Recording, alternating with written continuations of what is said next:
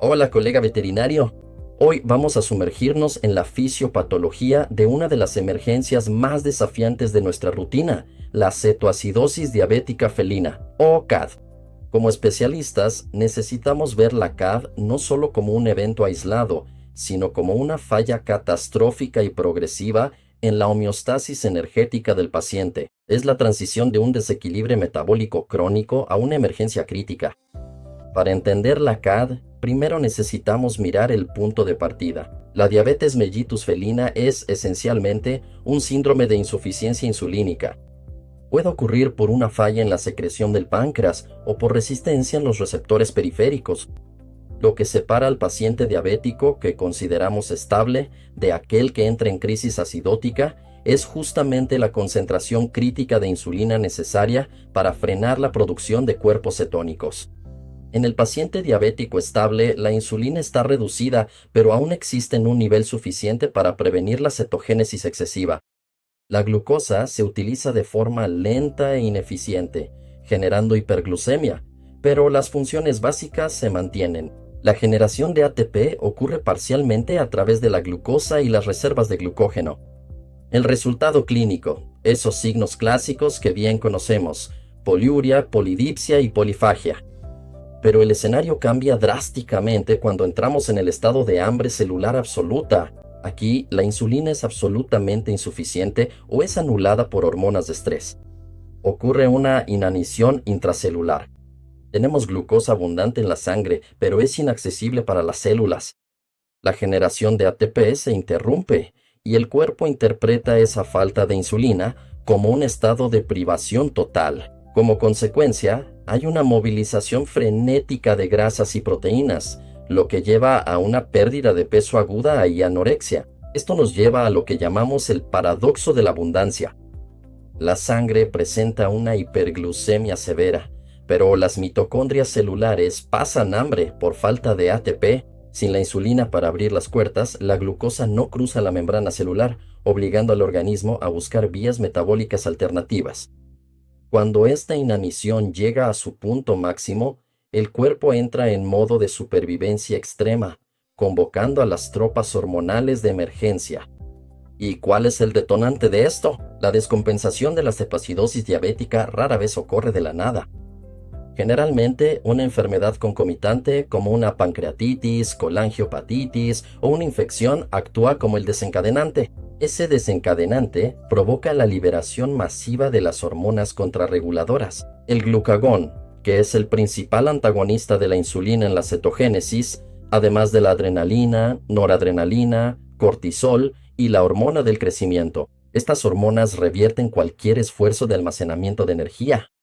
Promueven una resistencia severa en los receptores de insulina, anulando la poca actividad que aún quedaba. Estimulan la lipólisis, descomponiendo rápidamente los triglicéridos en el tejido adiposo. El glucagón, en particular, le indica al hígado que la prioridad absoluta ahora es producir combustibles alternativos.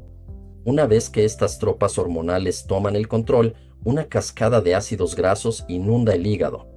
Y así entramos en la vía alternativa de la lipólisis, la cetogénesis hepática. En un esfuerzo desesperado por suplir la demanda de energía, el hígado transforma el exceso de grasa en energía soluble. Es un mecanismo de adaptación evolutiva para alimentar los tejidos y el cerebro. La secuencia es lógica. Los ácidos grasos libres se movilizan del tejido adiposo, viajan por la circulación y entran en los hepatocitos.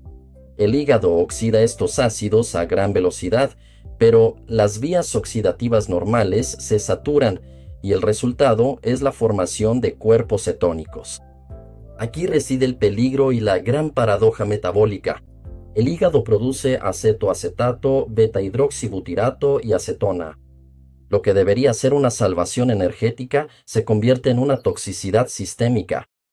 Como son sustancias ácidas, la acumulación agota rápidamente la capacidad de amortiguación del organismo. El intento de supervivencia se transforma en una acidosis letal. El desenlace patológico es la acidosis metabólica y los trastornos osmóticos. La cetonemia severa lleva a la falla del bicarbonato, alterando la función de las enzimas celulares y comprometiendo el gasto cardíaco. El impacto sistémico es brutal. Tenemos la diuresis osmótica, donde las cetonas y la glucosa arrastran agua hacia la orina, causando una deshidratación profunda. Ocurre un desequilibrio electrolítico, destacando el peligro de la pérdida de fósforo.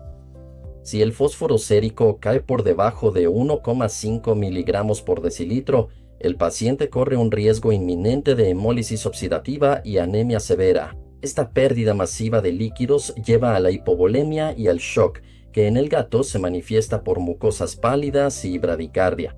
Recuerda, no estamos tratando solo una glucemia alta, sino un organismo en colapso volémico y químico. Para cerrar el diagnóstico, necesitamos confirmar el cuarteto fantástico de la CAV: hiperglucemia persistente, glucosuria, cetonemia o cetonuria y acidosis metabólica, confirmada por un pH bajo o bicarbonato reducido. Una observación técnica importante: las tiras comunes de orina detectan principalmente el acetoacetato. Si la sospecha es fuerte, mide el beta-hidroxibutirato directamente en sangre. Y un tip clínico: ese aliento dulce es causado por la acetona exhalada. Si percibes ese olor, la cascada ya está en una etapa avanzada.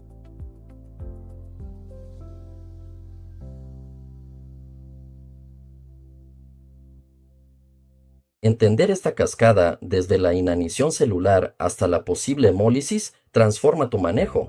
Deja de ser un tratamiento empírico y pasa a ser una intervención terapéutica lógica y que salva vidas. Mantente siempre un paso adelante de la fisiopatología para restaurar la vida de tu paciente felino.